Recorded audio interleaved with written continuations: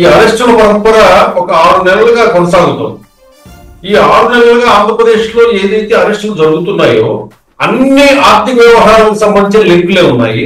అవన్నీ కూడా జగన్మోహన్ రెడ్డి దగ్గరికే జరుగుతున్నాయి. ఫస్ట్ లో ఒకటి చూద్దాము. జత్వానీ కేసుకు సంబంధించిన అంశం, పిఎస్ఆర్ ఆంజనేయులు అరెస్ట్ అయ్యాడు. లిక్కర్ కి సంబంధించిన అంశంలో అందరూ కూడా రాజ్ కసిరెడ్డి దగ్గర నుంచి వీళ్ళంతా ఒక్కొక్క లైన్ లింక్ వస్తుంటే కనుక అవన్నీ కూడా జగన్మోహన్ రెడ్డి దగ్గరికే చేరుతున్నాయి.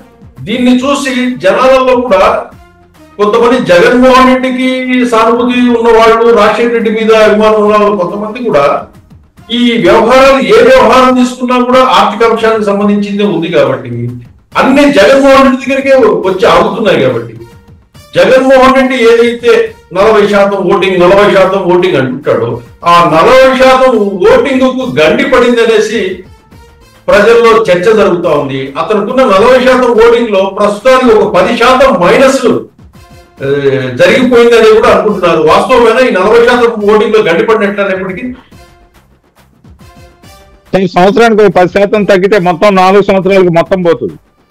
అలా అని కాదు, అదేం ఫిక్స్డ్ కాదు సార్. అది ఫిక్స్డ్ డిపాజిట్ ఓట్ బ్యాంక్ కాదు, అది ఫ్లోటింగ్ ఉంటుంది. ఖచ్చితంగా కూడా మనం చేసే పని, మనం చేస్తున్న పనితీరు ఏదైతే ఉందో దాని మీద వచ్చే సమీక్షలు, సమావేశాలు నిజాయితీగా జరగడంతో పాటు రోజువారీగా ఎందుకు అవినీతి ఆరోపణలు వస్తాయంటే అవినీతి ఆరోపణలు ఉన్నాయి కాబట్టి ఇదేం కక్ష సాధింపు అని చెప్పి ముక్తాయిస్తే వదిలేసేంత చిన్న అంశం కాదు సార్. ఎగ్జాంపుల్ జత్వానీ కేసు కానీ లేకపోతే మద్యం కేసు కానీ తీసుకుంటే 3 సంబంధిత పోలీస్ అధికారులు ఎవరెవరో కాదు సార్, మరి బాగా పెద్ద తలకాయలే అరెస్ట్ అయ్యారు. మరి రామాంజనేయులు గారు కూడా అరెస్ట్ అయ్యారు, కాంతిలాల్ రాణా గారు కూడా అట్టే ఉన్నారు లోపల.